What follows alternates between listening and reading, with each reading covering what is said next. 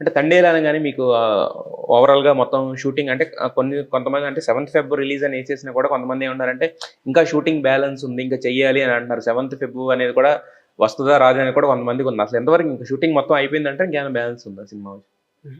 ఏదైనా మూవీలో మనకి లాస్ట్ మినిట్‌లో ఏదైనా ఇన్సర్ట్ షాట్స్ అలాగే ఏదైనా ఉంటది. హ్మ్. ఎక్కడైనా ఒక ఇది ఉంటది. అక్కడ ఒక షాట్ పెడితే అలా చిన్న చిన్న ఆహ్, షాట్సే జరుగుతుంది. ఓకే. వేరే మేజర్ సీన్ ఏమి లేవు. All set for Feb 7. February 7 our production company, music team everybody is working on it. Yes. Yes. దానిలో ఏదైనా క్వాలిటీ లాస్ వస్తే something will go here and there. Hmm. Hmm. That's what I am thinking. Yes. Yes. Yes. మీ పరంగా అయితే మాత్రం cinematography పరంగా అయితే మాత్రం టోటల్‌గా షూటింగ్ అయితే కంప్లీట్ అయిపోయింది. షూటింగ్ కంప్లీట్ అయింది. ఇన్సర్ట్ షాట్ అది ఏదైనా మూవీకి అన్ని మూవీస్‌కి ఉంటది అది. హ్మ్. హ్మ్.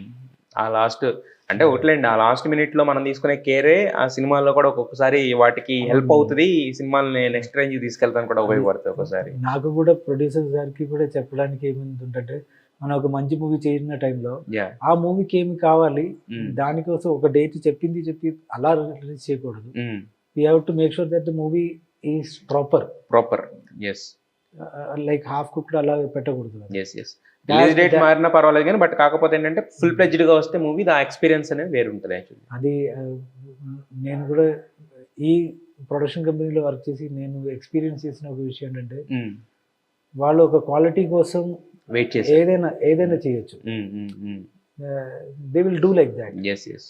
అది అరవింద్ గారు, నేను కూడా ఫుల్‌గా ఎడిటెడ్ వెర్షన్ అలా కూర్చుండి 3, 4 టైమ్స్ ఒకటే టైం చూసాను. హ్మ్. కానీ అరవింద్ గారు keep on seeing the movie. Yes. Yes.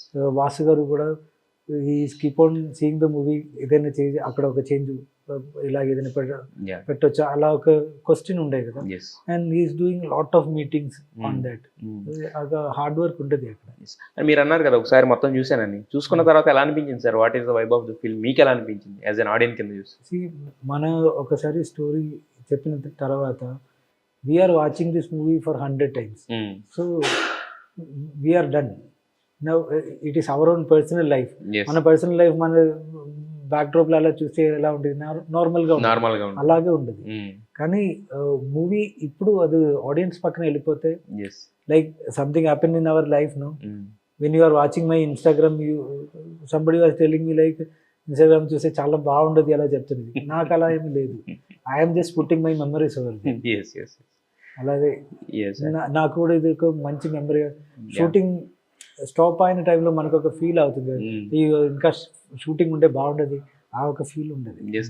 అయితే మరి నాగ చైతన్య గారితో ఆల్రెడీ నెక్స్ట్ సినిమాకి కూడా కమిట్ అయ్యారు. ఆల్రెడీ చేస్తున్నారు. అంటే ఏంటి ఆయనకి మీ వర్క్ బాగా నచ్చేసిందా? లేకపోతే కార్తీక్ దండు నుంచి వచ్చిందా? ఎలా ఇగ నెక్స్ట్?